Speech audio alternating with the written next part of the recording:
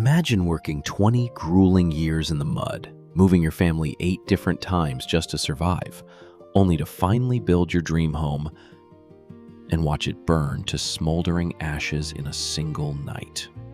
Most men would pack up their wagons and surrender, but the man who watched his farm burn didn't just rebuild. He took that scorched, run-down prairie and transformed it into a 20th century agricultural masterpiece that changed an entire county forever.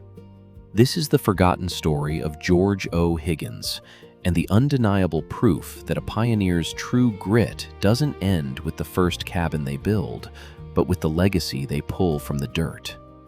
Welcome back to Higgins Company Adventures. I'm your host, Joe Higgins.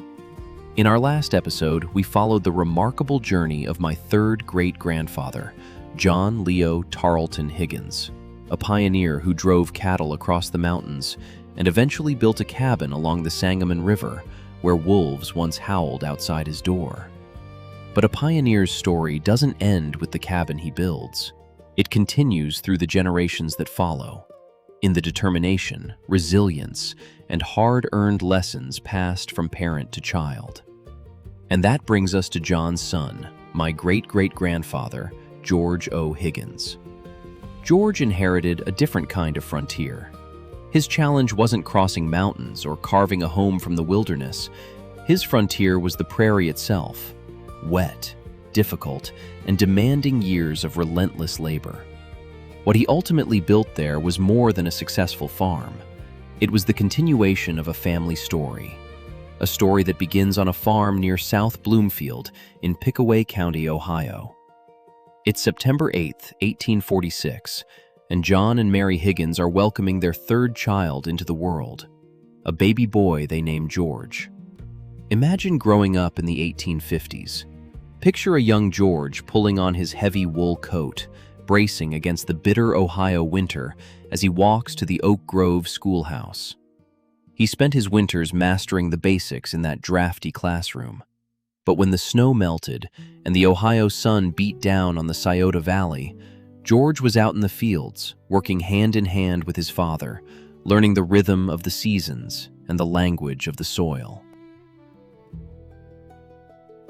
In his young adult years, George remained under his parents' roof, a sturdy pillar of the family farm, until he met a young woman named Henrietta Brown. On November 7th, 1869, in Hocking County, Ohio, George and Henrietta stood before their community and pledged their lives to one another. But they didn't have time to settle. The West was calling, and its voice was irresistible.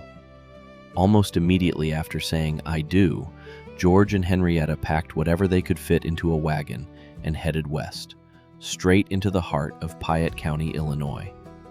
Now, when we look at beautiful, prosperous farms today, we forget the grinding years of struggle it took to get there. George didn't start as a wealthy landowner. He started as a tenant farmer. For 20 years, George and Henrietta moved from farm to farm, carving out a living on rented soil. First, they settled in Springtown Lane, renting a tract of land for 2 years. Then, they crossed to the McComas farm, south of the Sangamon River, farming there for another 2 years. Next was the Jerry Baker farm for 3 years, followed by a move north to rent the John Kirby farm in Goose Creek Township for 2 years. By 1878, they saved enough to buy a 100-acre tract in Effingham County, living there for 3 years. But Piatt County was home. They returned to help cultivate George's father's farm for 6 years, then rented the Henry Coots farm for 2 years, and finally, the Shepherd farm near Millmine. Think about that journey. 8 different farms in 20 years. Every time they packed up, they were moving a growing household of children. And oh, what a family they built. 10 times, the cry of a newborn echoed in their home. First came Mary Etta, who would grow up to marry Charles Parks. Then William S. Higgins, born right in Millmine on December 2nd, 1872. A boy who, just like his father, worked Section 10 of Monticello Township with absolute devotion.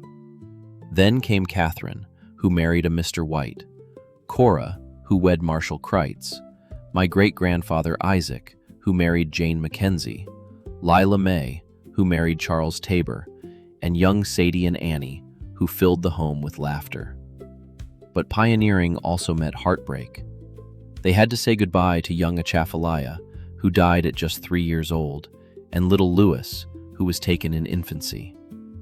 In those quiet moments, standing over fresh graves on the prairie, George and Henrietta's bond only grew stronger. On May 11, 1889, the struggle of the Tenant years culminated in a single, life-changing decision. George purchased the north half of Section 12 in Monticello Township, 320 acres of rich, black Illinois land. He bought it from Preston Houston for $45 an acre, trading his Effingham property for a beautiful home in the city of Monticello. When George took over Section 12, it was in poor condition, neglected by years of transient tenants. But George had a vision. First, he built a beautiful residence in 1892. But the frontier is a harsh teacher. On the hot summer night of August 31st, 1894, a devastating fire swept through, reducing his brand new home to smoldering ashes. But a Higgins doesn't look at ashes and see defeat. In 1896, George rebuilt. He raised a magnificent 8-room house supplied with every modern convenience, standing in the middle of a perfectly manicured lawn. He didn't stop there. He was a modern agricultural engineer ahead of his time. George laid over 17 miles of underground tile drainage, turning marshy ground into fertile gold. He constructed 7 miles of wire fencing, divided the land into neat 80-acre fields, put up 2 massive windmills to pipe fresh water directly to his barns, and planted sprawling fruit orchards from the Troy nursery. He became a major stock feeder, raising 11,000 to 12,000 bushels of corn and oats annually. He even expanded his holdings, buying 120 acres of prime land in Macon County. And George gave back. He didn't just drain his own fields, he served his neighbors. For 9 consecutive years, he served as the local ditch commissioner, guiding the county's drainage infrastructure alongside his work as a school commissioner, ensuring the next generation had a solid foundation. When George O. Higgins passed away on April 23, 1905, he left behind more than just 440 acres of elite farmland. He left a blueprint of what can be achieved through clear judgment, straightforward methods, and indefatigable industry. He rose from a tenant farmer, moving in the muddy lanes of Piatt County, to one of its most respected, honored, and prosperous patriarchs. George, we thank you for your grit, your vision, and the legacy you carved into the very earth we walk on today. Your story lives on. Thank you for listening to this tribute on Higgins Company Adventures.